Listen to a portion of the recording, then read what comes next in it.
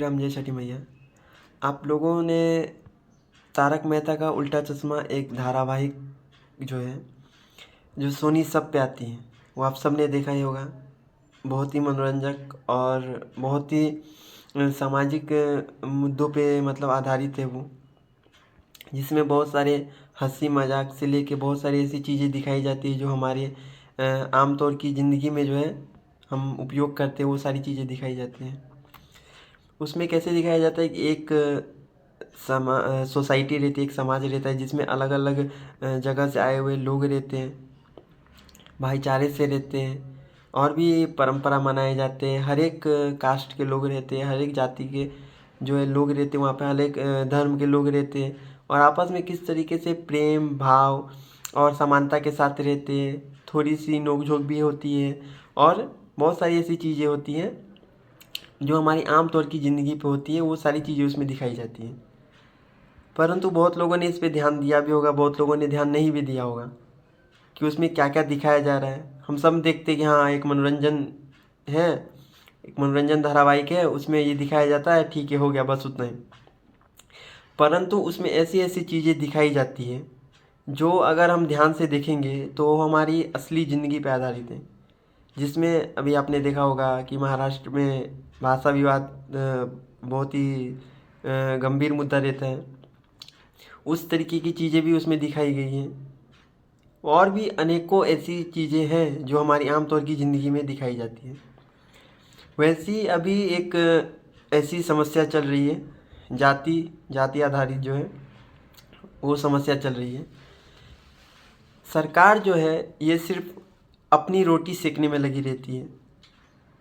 अभी आपने देखा होगा 13 जनवरी 2026 को एक करके समानता करके एक वो आया था, कानून पास हुआ था यूजीसी का, जिसमें मैं बता देना चाहता हूँ कि ये जो यूजीसी है ये 13 जनवरी 2026 को बना नहीं है। इसमें एक संशोधन किया गया था यूजीसी के जरिए, जिसमें आपको बता देना चाहता हूँ कि 3 मार्च 1956 को ये बना था और 5 नवंबर 1956 को ये लागू हुआ था। और इसमें जो है 13 जनवरी 2026 को इसमें नए जो यूजीसी एक्ट है वो लागू किया गया इक्विटी समानता को लेके। यहाँ पे ये कॉलेज में यूजीसी का जो हम फुल फॉर्म देखेंगे, यूनिवर्सिटी ग्रांट्स कमीशन के नाम से हम इसे जानते हैं। इसका पूर्ण जो नाम रहेगा आपका वो यूनिवर्सिटी ग्रांट्स कमीशन है, जिसे हम यूजीसी कहते हैं। ठीक है, जब से 13 जनवरी 2026 से जब से ये लागू हुआ है तब से हमारे देश में एक अलग सा माहौल बन गया। इससे पहले आपने देखा रहेगा SC ST एक्ट के जरिए जो है लोगों को बहुत सारी चीज़ें फंसाई जाती है, तो उस पर हम थोड़ा आगे बात करेंगे। लेकिन पहले हम यूजीसी के बारे में बात कर लें। ये जो यूजीसी है, यूनिवर्सिटी ग्रांट्स कमीशन, ये यूनिवर्सिटी मतलब विश्वविद्यालय महाविद्यालय या स्कूलों में जो है बहुत सारी चीज़ें होती है, भेदभाव ये सब तरीके की चीज़ें जो होती हैं उसको रोकने के लिए ये कानून बनाया गया है। ठीक है, इसमें कोई दिक्कत नहीं है।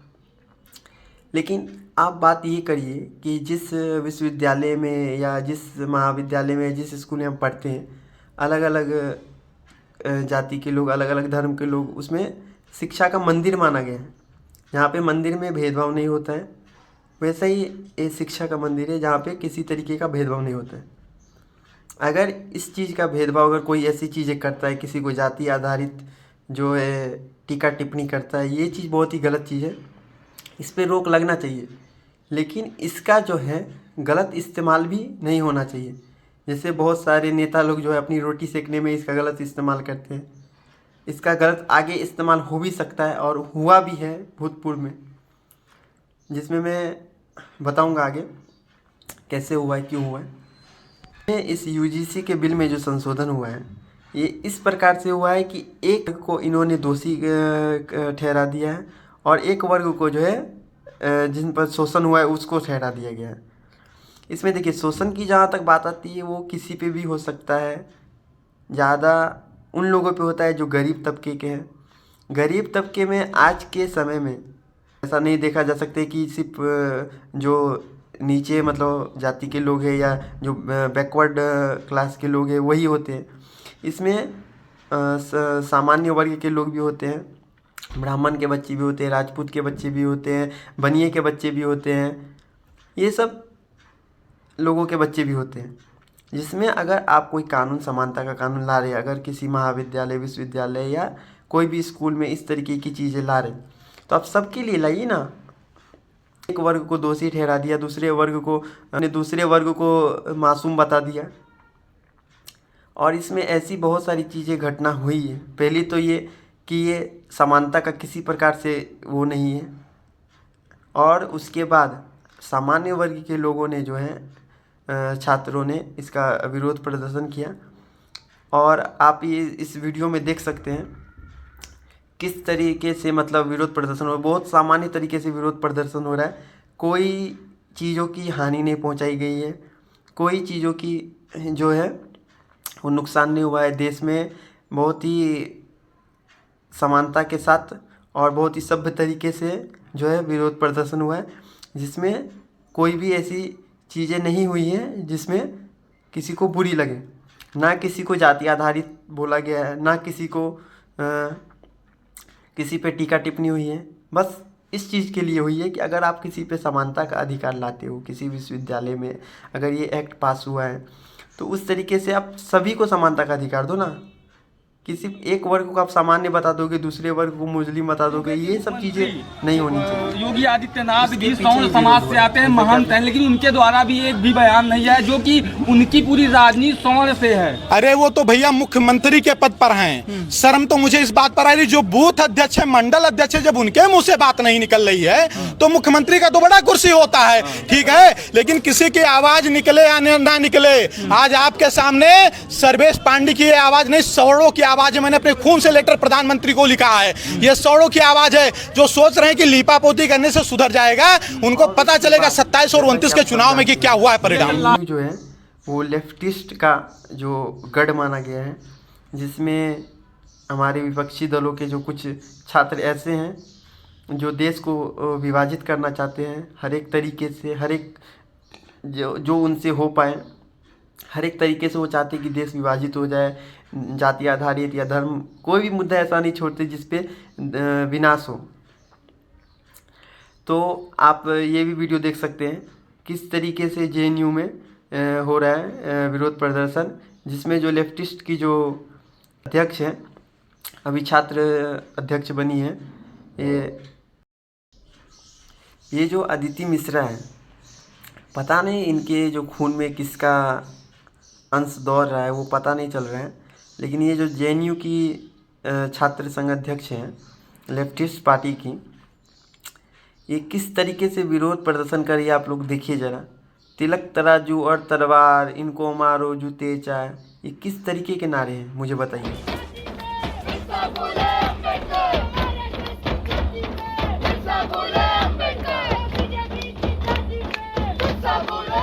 जेएनयू में नारे। अपना नाम बताइए सर। जी, प्रियांशु।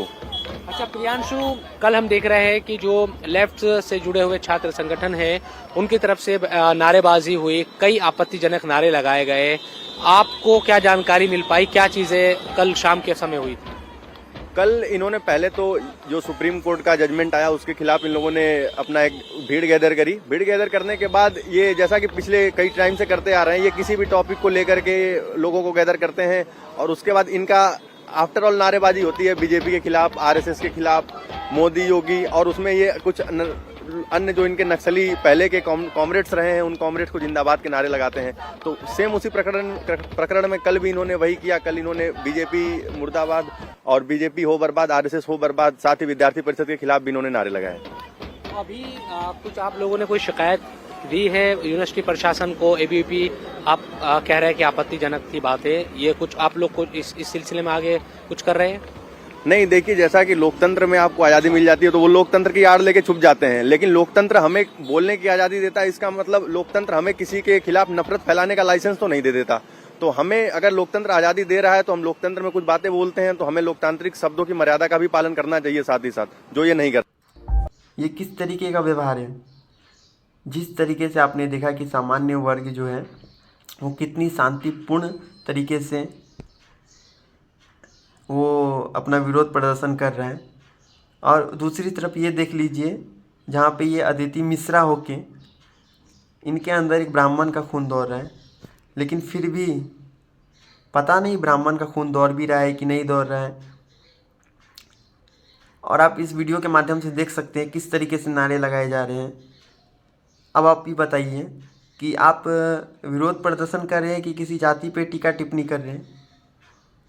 इस तरीके का चीज़ें क्यों हो रही हैं और कौन इसका जिम्मेदार है, आप ही मुझे बताइए।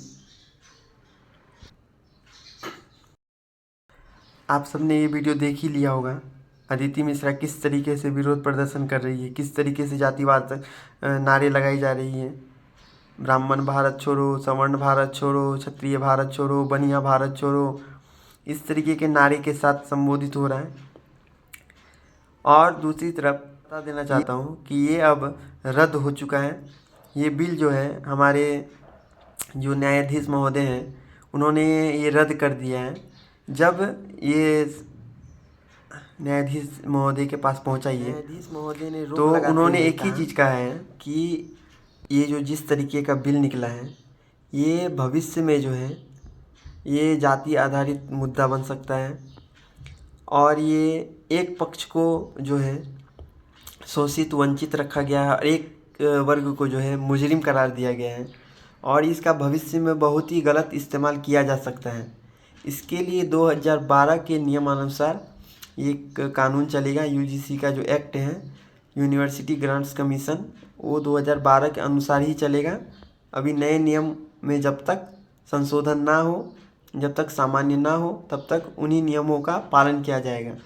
धन्यवाद न्यायाधीश महोदय, आपका मैं तहे दिल से और सामान्य वर्ग तहे दिल से धन्यवाद देता है कि आपने जो है सबकी पीड़ा को समझा और इस पर रोक लगाई। आपका तहे दिल से धन्यवाद। और आप इस बारे में क्या कहते हैं कमेंट के माध्यम से बताएं। जय श्री राम, जय छठी मैया, जय जानकी मां, नमो बुद्धाय, जय हिंद, जय मिथिला भैया। माननीय सर्वोच्च न्यायालय ने देखा कि यह कानून जिसको आप कह रहे थे भेदभाव खत्म करने वाला है, वास्तव में यह भेदभाव बढ़ाने वाला था। इसलिए माननीय सर्वोच्च न्यायालय ने इस पर रोक लगा दिया और माननीय सर्वोच्च न्यायालय के इस आदेश का हम स्वागत करते हैं, सम्मान करते हैं। यहीं पर हम अपनी लड़ाई रोकते हैं। इसे सरकार ऐसा न समझे कि लड़ाई समाप्त हुई है या हमारा पुरुषार्थ समाप्त हुआ है या हमारा पुरुषार्थ मरा है। ऐसा नहीं है। अगर बढ़ोगे तो फिर हम लड़ेंगे।